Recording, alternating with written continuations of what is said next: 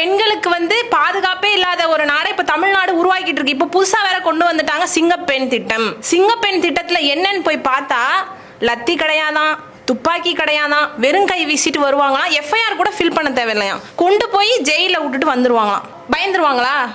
அவங்களே சீரழிக்க தான் செய்வாங்களே தவிர்த்து அந்த சட்டம் என்பது எந்த ஒரு பயத்தையும் ஏற்படாது. பாதிக்கப்பட்டவருடைய கூட நீங்க தண்டனைகள் கடுமையாகணும், கண்ணுக்கு கண். அதே மாதிரி என் புள்ள செத்துச்சுல, இந்த மாதிரி ஆக்கணவனும் கொல்லப்படணும், தண்டனைகள் வந்து கடுமையாகணும். எந்தெந்த மக்கள்லாம் பாதிக்கப்பட்டாங்களோ அவங்க அனைவருமே எப்படி பேச ஆரம்பிச்சிட்டாங்கன்னா, அவங்களுக்கு மரண தண்டனை கொடுக்கற வரைக்கும் நாங்க பிள்ளையோட உடம்ப வாங்க மாட்டோம் அப்படியெல்லாம் இப்ப சட்டங்களை பத்தி மக்களே சொல்ல அளவுக்கு இப்ப வந்து இந்த பாலியல் வன்கொடுமைகள் வந்து அதிகமா நடந்துட்டு இருக்கு. பீகாரை விட மிஞ்சிற அளவுக்கு இப்ப தமிழ்நாடு ஆயிடுச்சு. சிறுமியல் பாலியல் தொந்தரவுக்கு வந்து அதிகமாயிடுச்சுன்ற அளவுக்கு இன்னைக்கு வந்து தமிழ்நாடு பேசு பொருளாக மாறி இருக்கு. இன்னைக்கு சின்ன சின்ன குழந்தைகள் கூட சீரழிக்கப்படக்கூடிய ஒரு நிலை ஏற்பட்டிருக்கு. இப்போ இப்படிப்பட்ட பாவிகளுக்கு தண்டனை என்ன, அந்த குற்றங்களுக்கான தண்டனைகள் எப்படியெல்லாம் இருக்கணும், எப்படியெல்லாம் இருந்தால் சரியா இருக்கும் அப்படின்றத நீங்க சொல்லுங்க.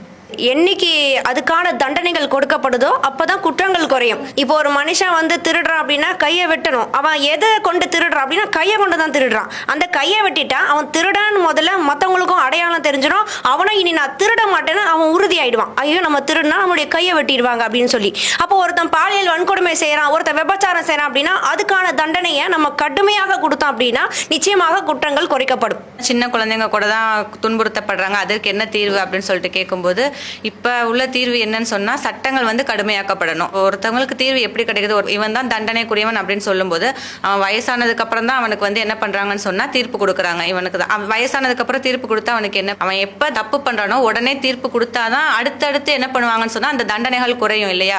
இப்போ ஒருத்தர் தான் தப்பு பண்ணிட்டான் அப்படின்னு தெரிஞ்சிச்சுன்னு சொன்னால் அவன் என்ன பண்ணுறான்னா உடனே ஜாமீன் வாங்கிட்டு வெளியே வந்துடுறான். இப்போ இதுதான் தீர்வு அப்படின்னு சொன்னால் கிடையாது. ஒருத்தன் வந்து ஒரு பொண்ணை வந்து தொட்டுட்டான் தீண்டிட்டான் அப்படின்னு சொன்னால் அவனுக்கு சட்டங்கள் எப்படின்னா எல்லாரும் முன்னாடியே அவனுக்கு வந்து தண்டனை கொடுக்கணும். அப்படிங்கும்போது தான் இஸ்லாமிய முறைப்படியே சொல்லியிருக்காங்க, விபச்சாரம் செஞ்சாங்க அப்படின்னு சொன்னா அவனுக்கு வந்து கசையடி கொடுங்க அப்படின்னு சொல்லிட்டு சொல்லியிருக்காங்க. இன்னும் வந்து ஒருத்தர் வந்து நான் விபச்சாரம் செஞ்சுட்டேன்னு சொல்லும்போது ரசூல்லா நீ தான் செஞ்சியா அப்படின்னு கேட்கும்போது ஆமான்னு சொல்லும்போது அவங்களுடைய தண்டனை எப்படின்னா எல்லாரும் சுத்தி இருந்து கற்கள் கொண்டு அவங்க மேலே வீசி எரிஞ்சாங்க இல்லையா. அப்ப மக்கள் முன்னிலையில அவங்களுக்கு வந்து அந்த தண்டனை நிரூபிக்கப்பட்டுச்சு அப்படின்னு சொன்னா இந்த மாதிரியான விபச்சாரங்கள் குறையக்கூடியதா இருக்கும். திருமணம் ஆகாத ஒரு ஆணோ பெண்ணோ விபச்சாரம் செஞ்சா அவங்களுக்கு நீங்க 100 கசையடி கொடுங்க. திருமணம் ஆகியும் ஒரு ஆணோ அல்லது பெண்ணோ விபச்சாரம் செஞ்சா அவங்கள ஒரு பொதுமக்களுடைய முன்னிலையில கல்லாலே எரிந்து கொள்ளுங்க அப்படிங்கிறது தான் படைத்த இறைவனுடைய கட்டளை, இஸ்லாமிய சட்டம். இதை நிறைவேற்றுறதுல உங்களுக்கு வந்து கருணை ஏற்பட வேண்டாம், இதுலதான் உங்களுக்கு வாழ்வு இருக்கு அப்படின்னு சொல்லி தான் படைத்த இறைவன் சொல்றான். இதே வார்த்தைகளை தான் இன்னைக்கு சமுதாயம் இந்த வார்த்தைகளை கட்டளைகளா கண்கூட நிரூபிக்கப்படணும், செயல்படுத்தப்படணுங்கிறது தான் சமுதாயமும் எதிர்பார்க்குதுங்கிறத நம்ம கண்கூட பார்க்கிறோம். இன்னைக்கு இவங்க சொன்ன மாதிரி பாத்தீங்கன்னா இப்போ வந்து பாலியல் ரீதியான நடக்கக்கூடிய வன்கொடுமைகளுக்கெல்லாம் மக்களே அவங்களே என்ன பண்றாங்க, சட்டத்தை வந்து சொல்ல ஆரம்பிச்சிட்டாங்க. எப்படின்னா நாங்களே சொல்றோம், நீங்க இவங்களை வந்து தண்டனையை வந்து இப்படி கொடுங்க, மரண தண்டனை கொடுங்க, அவங்கள வந்து அந்த பெண் எப்படி அனுபவிச்சாலோ அதே வேதனையை அவங்களுக்கு கொடுங்க, அவங்கள வந்து ஜாமீன் வச்சு இந்த மாதிரி உள்ள அரெஸ்ட் பண்ணி வைக்காதீங்க, காலதாமதம் பண்ணாதீங்க, அவங்களுக்கு உடனே நிறைவேற்றுங்க, இப்படி தொடர்ந்து நடந்துட்டு இருக்க வேண்டாம் அப்படிங்கிறாங்க. ஆனா அரசு வந்து அதுக்கான ஒரு மெத்தன போக்கானதாக தான் இப்போ வரைக்கும் இருக்கிறாங்க. இப்போ ஒரு கடந்த நாட்களில் பார்த்தீங்கன்னா ஒரு 12 சிறுமிகள் இதே மாதிரி சீரழிக்கப்பட்டாங்கன்னா அவர்களுக்கு என்ன இன்னும் வரைக்கும் கொடுத்துருக்காங்கன்னு பார்த்தா நீதிமன்ற காவலில் தான் இருக்காங்கன்னு தான் சொல்லப்பட்டிருக்கே தவிர இந்த தண்டனை கொடுக்கப்பட்டிருக்கு இந்த தண்டனை கொடுக்கப்பட்டிருக்குன்னு யாருக்கும் இது வரைக்கும் சொல்லப்படலை. அந்த மாதிரி தண்டனைகளை நிறைவேற்றினா மட்டும்தான் சட்டங்கள் கடுமையாகணும்னு நம்ம மட்டும் இப்போ சொல்லிட்டு இருக்கல, எல்லா மக்களுமே இப்போ பேச ஆரம்பிச்சிட்டாங்க.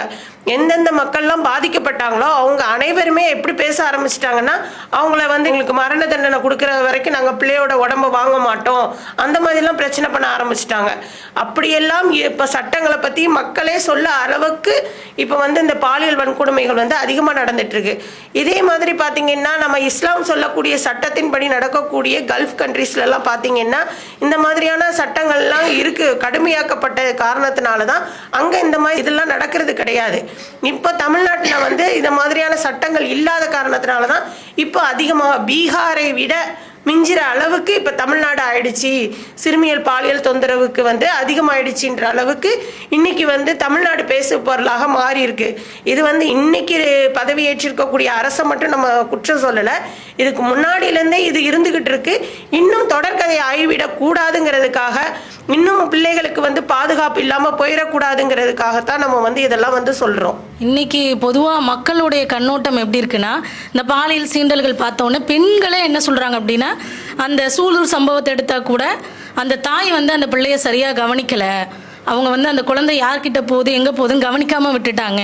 இல்லை ஒரு பெண்ணுக்கு பாலியல் சீண்டல் நடந்துச்சு அப்படின்னா அந்த பெண்ணு ஒழுக்கமாக இருந்திருக்க மாட்டா, அதனால தான் அவளுக்கு இது ஏற்பட்டிருக்கு, இவ ஒழுங்காக இருந்திருந்தா ஏன் இது இவளுக்கு ஏற்படுது அப்படின்னு பெண்களையே குறை சொல்லக்கூடிய ஒரு நிலை தான் இன்னைக்கு சமுதாயத்தில் இருக்குது. அப்போ இன்னைக்கு ஒரு சட்டம் வருது அப்படின்னா தண்டனைகள் ஏன் உடனே கொடுக்கப்படலை, நம்ம கவர்மெண்ட் ஏன் உடனே தண்டனை கொடுக்கல, இன்னும் ஏன் காவல்லையே வச்சிருக்கிறாங்க அப்படின்னா, இதுக்குன்னு ஒரு தனி நீதிமன்றம் இருந்தால் கூட அந்த நீதிமன்றங்கள் இந்த பாலியல் சீண்டல்களுக்கு தனி நீதிமன்றம் அமைச்சு தனியாக தான் இந்த கேஸை விசாரிப்பாங்க, மற்ற நீதிமன்றங்களோட சேர்த்து விசாரிக்க மாட்டாங்க.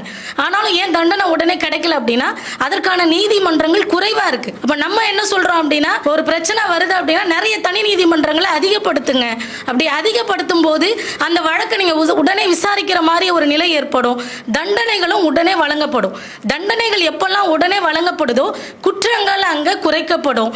அப்போ இந்த மாதிரி எங்களுக்காக தான் இந்த நீதிமன்றங்களை உருவாக்குனீங்க, அதை இன்னும் கூடுதல் படுத்தினீங்க அப்படின்னா குற்றங்கள் அதிகமாக குறையறதுக்கான வாய்ப்பு இருக்கு. ஒரு சில வருடங்களுக்கு முன்னாடி போரூர்ல ஒரு குழந்தைய பாலியல் வன்கொடுமையாக்கி அந்த பெண்ணை சீரழிச்சான் ஒருத்தன்.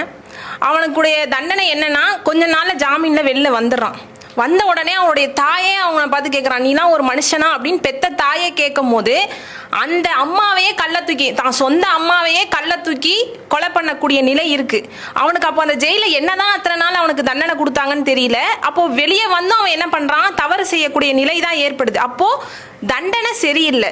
ஒருவர் 20 வயசுல வந்து பாலியல் வன்கொடுமை செஞ்சு முதியவர் ஆயிட்டாரு, வயசாயிட்டாரு, தள்ளாத நிலையில 4 பேர் தூக்கிட்டு வராங்க அவங்க.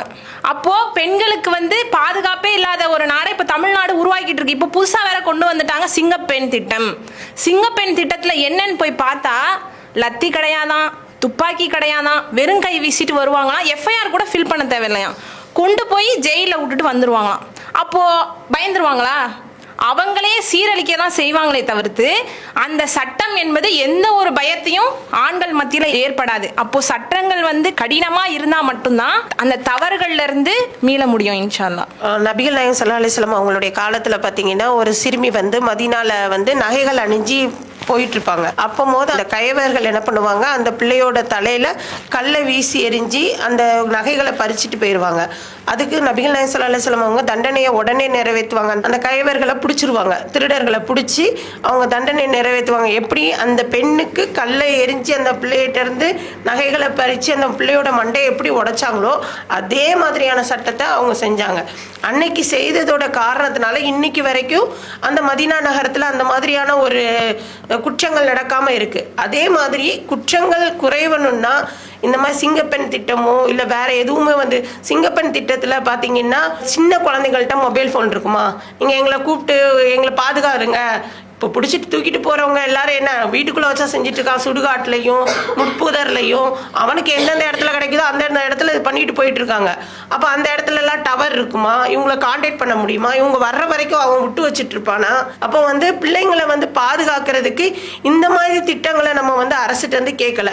இருக்கிறது ஒன்னே ஒன்று, முன்னாடி இருந்த அந்த மரண தண்டனையே திருப்பி கொண்டு வாங்க, உடனடியாக விசாரிங்க. நீதிமன்றங்கள் உடனடியாக விசாரிச்சு அந்த பிள்ளையோட வேதனை குறையிறதுக்குள்ளேயும் அந்த வீட்டில் உள்ளவங்களுடைய கஷ்டங்கள் நீங்கிறக்குள்ளேயுமே நீங்க என்ன பண்ணுங்க, உடனே தண்டனைகளை நிறைவேற்றுங்கன்னு தான் நம்ம சொல்றோம்.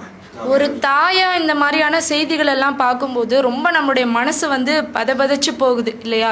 கும்மிடிப்பூண்டி விஷயமா இருக்கட்டும் சரி, சூலூர் விஷயமாகட்டும் சரி, ஒரு 3 வயசு குழந்தை 2 வயசு குழந்தை, அதில் நீ என்ன இன்பம் கண்ட முடியும், அதையும் வந்து கொண்டுடுறாங்க. அப்படி இருக்கும்போது அப்போ பாதிக்கப்பட்ட அந்த தாயினுடைய குரல் வந்து எப்படி இருக்கு அப்படின்னா, அவனை என்கிட்ட கொடுங்க, நான் கொண்டுடுறேன் அவனை, என் புள்ள செத்துச்சுல, இப்போ எனக்கு புள்ள இல்லைன்னு ஆயிட்டுல, அவனை என் கையில் கொடுங்க, நான் கொண்டுடுறேன் அவனை.